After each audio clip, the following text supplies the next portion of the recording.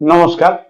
শ্বাস থেকে চেতনার যাত্রার পর্ব 18-তে আজ আমি আপনাকে এমন তিনটি নাম বলতে চলেছি যে তিনটি নাম ছাড়া যোগশাস্ত্রের প্রাণায়ামকে সম্পূর্ণ বোঝা প্রায় অসম্ভব। ইরা, পিঙ্গলা ও সুষুম্না। অদ্ভুত বিষয় হলো প্রাচীন যোগীরা 72,000 নারীর কথা বলেছেন, কিন্তু তার মধ্যে কেন বারবার এই তিনটি নারীর কথাই বলা হয়েছে? বাকি 71,997টি নারীর কি কোনো গুরুত্ব নেই, নাকি এই তিনটির মধ্যেই লুকিয়ে আছে শ্বাস, মন, চেতনা এবং গভীর যোগ সাধনার একটা বিস্ময়কর রহস্য?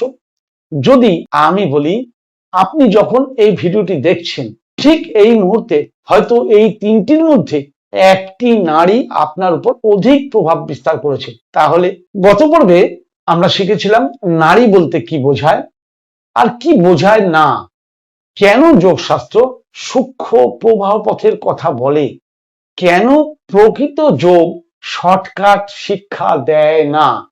আজ থেকে শুরু হচ্ছে নারী রহস্যের আরো গভীর যাত্রা। একটি গাছের কথা ভাবুন। গাছের হাজার হাজার শাখা প্রশাখা রয়েছে, কিন্তু তিনটি জিনিস না থাকলে গাছটি বেঁচে থাকতে পারবে না। এক, মূল; দুই, কাণ্ড; তিন, প্রাণরসের প্রবাহ। ঠিক তেমনি যোগশাস্ত্র বলছে মানব দেহের অসংখ্য নারীর ধারণা থাকলেও তিনটি নারীকে বিশেষ গুরুত্ব দেওয়া হয়েছে, সেটা হলো ইরা, পিঙ্গলা ও সুষুম্না। আজ আমরা এদের কোনো একটির গভীরে যাচ্ছি না, আজ আমরা শুধু এদের সঙ্গে পরিচিত হব। কারণ একজন ভালো ছাত্র কখনো বইয়ের শেষ অধ্যায় আগে পড়ে না। ইরা কি? আজ শুধু এইটুকু জেনে রাখবো আমরা, ইরাকে যোগশাস্ত্রে শান্তি, প্রশান্তি, শীতলতা, অন্তর্মুখী প্রবণতার সঙ্গে সম্পর্কিত বলে বর্ণনা করা হয়েছে। কিন্তু ইরা মানেই বামনাসিকা, এই সিদ্ধান্তে আমরা আজ পৌঁছাবো না।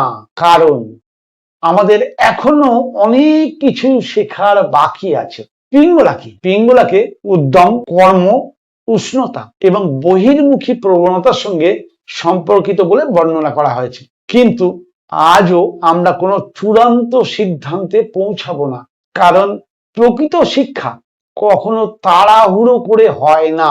এবার আসি সবচেয়ে রহস্যময় নারীতে, সেটা হলো সুষুম্না। সম্ভবত যোগশাস্ত্রের সবচেয়ে আলোচিত শব্দগুলির এটি একটি। কিন্তু আজ আমি শুধু একটি কথাই বলবো, যোগীরা সুষুম্নাকে অত্যন্ত গুরুত্বপূর্ণ বলে মনে করেছেন। কেন সেটা আজ বলবো না, কারণ আমি চাই না আমরা প্রস্তুতি ছাড়া এই অধ্যায়ে প্রবেশ করি। সুষুম্নার জন্য আমাদের আরো কয়েকটা পর্ব অপেক্ষা করতে হবে। আজকাল ইউটিউব খুললেই আমরা শুনতে পাই 5 মিনিটে সুষুম্না জাগিয়ে নিন, আজই কুণ্ডলিনী জাগিয়ে নিন, মাত্র 3 মিনিটে তৃতীয় নয়ন খুলে যাবে। একটা প্রশ্ন নিজেকে করুন তো, হাজার হাজার বছর ধরে ঋষি, যোগী ও সাধকরা যদি বছরের পর বছর সাধনা করে থাকেন, তাহলে মাত্র 5 মিনিটে সবকিছু সম্ভব হয়ে গেল কিভাবে? প্রকৃত যোগ কৌতূহলকে স্বাগত জানায়, কিন্তু অলস শর্টকাটকে নয়। আজ কোনো নতুন প্রাণায়াম নয়, আজ শুধুমাত্র 5 মিনিট নীরবে বসুন, শ্বাসকে অনুভব করুন এবং নিজেকে শুধু একটা প্রশ্ন করুন, আমি কি প্রকৃত যোগ শিখতে প্রস্তুত? আজ আমরা জানলাম কেন তিনটি নারী বিশেষ গুরুত্বপূর্ণ। ইরা, পিঙ্গলা ও সুষুম্নার সঙ্গে প্রাথমিক পরিচয়, কেন এই অধ্যায়ে আমাদের ধৈর্য ধরতে হবে।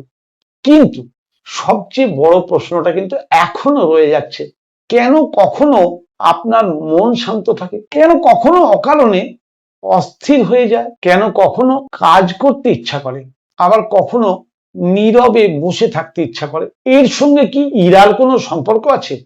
আগামী পর্বে আমরা জানবো ইরার রহস্য, কেন একে চন্দ্রনারী বলা হয়।